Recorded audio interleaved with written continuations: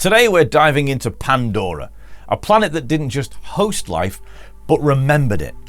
And it raises an interesting question. What if memory itself was ecological? And I don't just mean on Pandora, I mean here.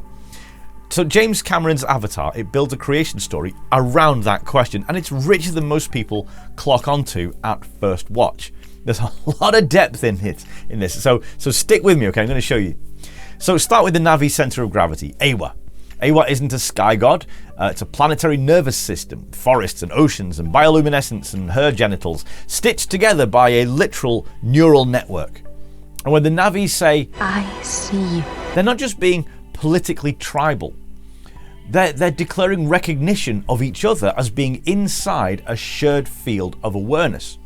Now, if you think about it, that's a mythology as an infrastructure for a society.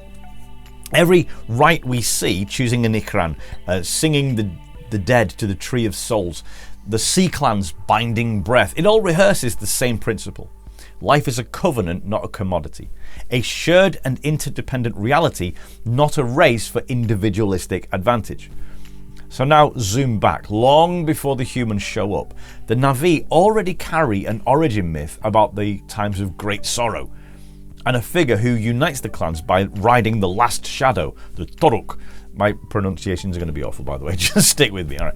So generations later, when Jake Sully becomes only the 6th Toruk Makto, but he is the 6th, he isn't inventing a miracle, he's stepping into an old pattern. And that's what good myth often does. It makes the improbable feel inevitable because it's already been sung. Through song, it become predicted. And the repetition of that seals the reality. It makes it palatable. And then enter the sky people. Mid-21st century discovery leading to an early 22nd century colonization. And the RDI arrives with a different myth. Extraction saves civilization. Unobtainium quotas Bridgehead City. Their liturgy is logistics. And Avatar is the fracture line between those two stories. Jake crosses the membrane in a lab pod, but the real crossing is cultural. The war is not just for land, it's for whose story gets to define reality, whose myth is true, and most importantly, will continue to be told. It can only be one. Watch how the first film ritualizes change. Jake's first Inknimaya ascent is a rite of passage. His bond with the Ikran is a vow. The clan's rejection of him is excommunication. The Toruk ride is an epiphany. And the transfer at the tree is a death and rebirth sacrament. And Cameron isn't hiding it, he's shooting it like a liturgy. And the point is really sharply made. If reality on Pandora is relational, then its morality is ecological. Bulldozers aren't just destroying timber, they're severing nerves. And in so doing, overwriting a culture's mythology. And I can't stress enough how important that is. This is the true devastation. Because without stories, a society has no soul. Nothing to bind it together. No common understanding of the world. Or agreed morality. It was the human myth photocopying itself over the Na'vi myth by literally bulldozing it that was the real sin. And between films, the competing myths, they don't sleep. The clans relocate, grief becomes policy. Jake, now Oloyetan, probably said that wrong, I'll say all these wrong, he carries the burden of leading a people through aftermath. And other canons come in and fill the gap. Tensions inside the Omaticaya, the uneasy truce around Hell's Gate, the slow recognition that the sky people will return, and return they do. Heavier, faster, armed with a new theological claim. If Earth is dying from what we did to it, colonization is repentance. The same myth just wears a new suit. And the Way of Water reframes the myth through the sea. The Metkayina don't fly, they breathe. Their world says, slow down. Breath becomes praxis. Songlines replace roadmaps. Tulkun, oceanic kin, they're not mere animals, they complicate what intelligence means. And then humans arrive to render that intelligence to syrup so that the wealthy can buy a longer life. If the forest film asked, what is life worth? Then the ocean film asks, what is memory worth?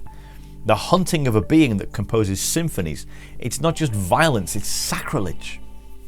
It's unholy. Quaritch returns in a recombinant body. Memories uploaded, but there were no ethics to upload with them. Mythically, he's the revenant. He's the enemy who cannot die because the system that births him refuses to end. So he's going to keep coming. He's also a mirror for Jake. Both are men who inherit bodies built by other people's choices. And so what they are reflects the choices of those who made them. The question isn't who's stronger, it's whose story will their strength serve. And that's why the family thread matters. The children, they're not side quests, they're the stakes. If Awa is a memory network, then children are the living backups of whatever kind of people we decided to be. There's so much more to uncover here. This isn't just a 3D spectacle, even though it is that. There's just so much, yikes, from a mythographic point of view, there's just so much meat here, so many themes. So for instance, number 1, bond over ownership. Chahelu is the sacrament of the setting. You don't pilot nature, you partner with it. And that hits big in our world today with debates raging on over it. Number 2, breath over speed. Flight is thrilling, but breath is faithful. The sea clans teach a theology of patience. Again, echoes in various cultures of our past, and a whole bunch of people doing meditation classes somewhere as you're watching this. Number 3, song over speech. The Na'vi don't archive with hard drives. They archive with choirs. Memory is communal sound. Again, especially in the Middle East, this is how some of humanity's most treasured stories were handed down. Number 4, home as organism, not location. Home tree, the cove, the spirit groves. Home isn't where you build walls, it's where you make promises. A house may be made of bricks, but a home isn't. Wow, I could do a long essay on that concept alone. Number 5, justice as restoration, not erasure. Even vengeance arcs bend back towards belonging.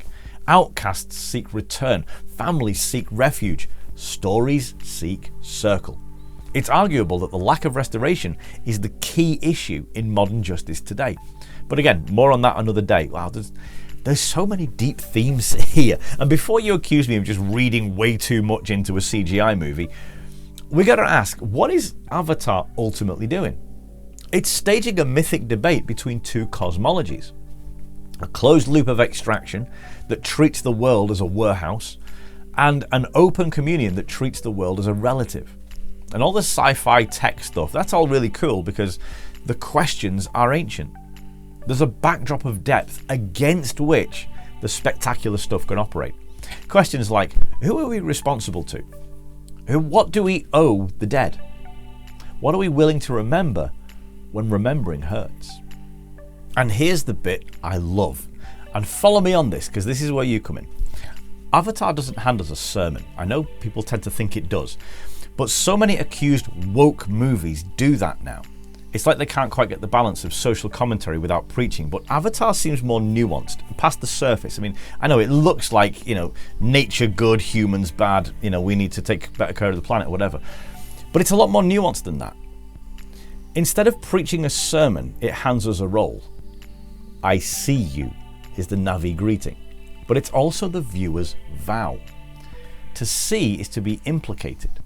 So if you've been nodding along thinking, yes, what you're describing is the sci-fi I signed up for, dangerous ideas wrapped in wonder, that's what I love, then you're not just an audience member, you're a myth maker. I see you in the comments. I see you on Discord. I see you when you subscribe. And in all these cases, in our tribe, you have the right to speak because our myth belongs to the community, including you.